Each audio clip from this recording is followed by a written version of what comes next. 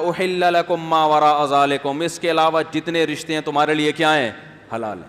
یہ اللہ نے تسلی دے دی. تسلی اس طرح دے دی کہ اللہ اتنے سارے تو نے خواتین کی لسٹ پیش کر دی جن سے نکاح ناجائز ہے، تو ہم تو ساری زندگی نکاح ہی نہیں کر سکیں گے. تو اللہ نے بتایا اس کے علاوہ بہت ہیں. ٹھیک ہے نا، ہول سیل کے حساب سے ہیں، ٹینشن لینے کی ضرورت نہیں ہے. اور خاص طور پر اگر تم مولانا طارق مسعود صاحب کا بیان سنتے ہو پھر تو اس معاملے میں بالکل ٹینشن چھوڑ دو.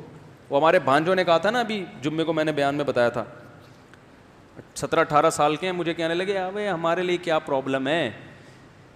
وہ گھر میں جا کے ذکر کر رہے ہیں کہ ابھی ہماری آمدن تو کچھ ہے نہیں، تو کچی آبادی میں 2000 روپے کرائے پر کمرہ مل جاتا ہے، تو کسی بیوہ سے کر لیتے ہیں.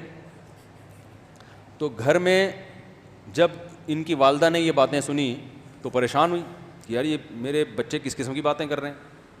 تو ان کے ابا نے کہا کہ جب مفتی طارق مسعود کے بیان میں بیٹھیں گے یہ تو ہوگا. یہ تو میں نے اب کل مجھ سے یہ ملے بڑا والا، وہ کہنے لگا ماموں ایک چیز ہمارے ذہن میں آ رہی ہے، اگر ہم کسی بیوہ سے کریں نکاح تو پہلی شادی لڑکی کی 25 سال کی عمر میں ہوتی ہے، جو عام طور پہ جو شادی ہوتی ہے کنواری لڑکیوں کی. شوہر بہت زیادہ ٹائم جلدی مر گیا تو 10-20 سال میں جا کے مرے گا، تو کوئی 35-45 سال ہی کی ہمیں ملے گی. تو مطلب پریشان ہو رہے تھے یار یہ کیسے کریں، ہم اتنی قربانی بھی دیں اور 2000 کا گھر بھی لیں اور پھر کچی آبادی میں بھی جائیں اور وہاں بھی رہیں، اور یہ کیسے.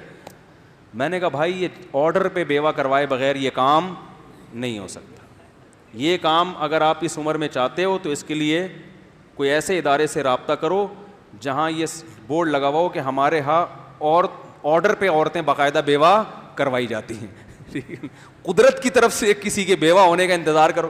اور میں نے کہا دوسری بات یہ کہ یہ آپ کی سوچ بہت اچھی ہے، نظریہ بہت اچھا ہے، اپریشیٹ کرتا ہوں، لیکن مسئلہ پتہ ہے کیا ہے، کیونکہ ابھی آپ کی جیب میں روکھڑا بالکل بھی نہیں ہے. تو 45 سال کی بھی کوئی بیوہ مل جائے نا تو غنیمت ہے. جو قدرت کی طرف سے بیوہ جلدی ہو گئی ہو. تو عورتیں سب سے پہلے کیا دیکھتی ہیں؟ روکھڑا دیکھتی ہیں. وہ میرا کلپ بھی بڑا وائرل ہوا ہے اس بارے میں، تو وہ تو دیکھتی ہیں. تو لیکن پھر میں ان کے والدین سے کہتا ہوں اگر کوئی مل جائے ان کو فری میں تو کر لو، کس نے منع کیا ہے، لیکن ہوتا نہیں ہے. اور اگر کوئی ملے گی تو ڈر ہی ہوتا ہے کہ وہ فراڈی نہ ہو.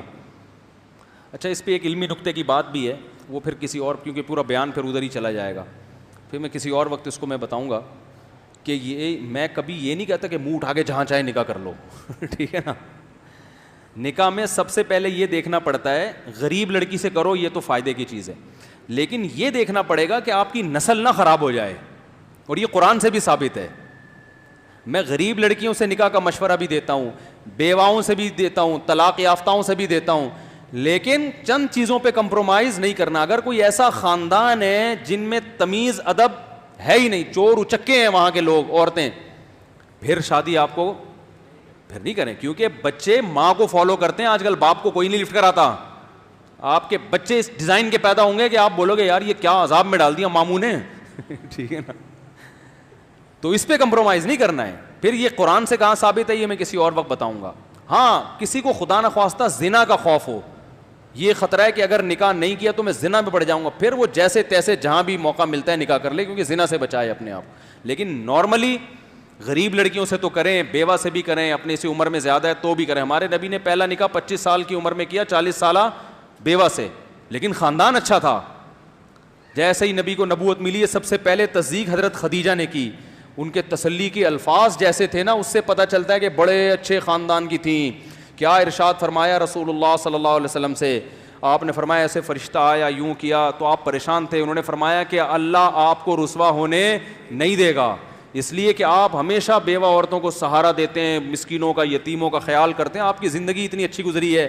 جن کے اعمال ایسے خاندانی ہوتے ہیں ان کے ساتھ اللہ کی مدد ہوتی ہے. تو یہ جو ورڈنگ ہم اور آپ ہوتے ہیں نا، کوئی ایسا عجیب سا واقعہ ہوتا ہم جا کے گھر میں سنا رہے ہوتے، بیگم آج میں بیٹھا ہوا تھا فرشتہ آیا، اس نے تھپکی دی، اس نے بولا مفتی صاحب زبردست، کیپ اٹ اپ. ٹھیک ہے نا، گھر والے مانیں گے؟ بولو بھائی. بولیں گے یہ باتیں باہر جا کے سنایا کرو، بس وہیں اچھی لگتی ہیں. سب کے گھر والے ایسے ہی ہیں. تو آدمی اپنے گھر کے باہر ہیرو ہوتا ہے, گھر میں کوئی ہیرو نہیں ہوتا. گھر میں وہ انڈے ٹائم پہ لا کے دے, آلو پیاز ٹماٹر ٹائم پہ لا کے دے تو بہت اچھا ہے. خواتین کو اس سے کون کیا غرض ہوتی ہے, میاں نماز پڑھتا ہے نہیں پڑھتا, درود شریف پڑھتا ہے کہ نہیں پڑھتا. وہ کہنے بھائی تو انڈے ٹائم پہ لا کے دے دیا کر, جتنی دہی منگوائی ہے وہ لا کے دے دیا کرو, ہمیں گھمائے پھراؤ, شاپنگ کراؤ, یہ وہ سب چیزیں یہ سب. خیر, تو میں یہ عرض کر رہا تھا, جلدی سے بات کو سمیٹ کے ختم کرتا ہوں, کہ اللہ کے وجود کو ماننا انسان کے لیے بے انتہا ضروری ہے. نہیں مانیں گے تو یہ تباہی ہوگی جو میں ابھی آپ کو بتا رہا ہوں, کہ آپ کو صحیح اور غلط کا قیامت تک پتہ ہی نہیں چلتا. بلکہ آپ کو پتہ ہے, انسان دلیل دے کے شیطان کا صحیح ہونا ثابت کر دے گا.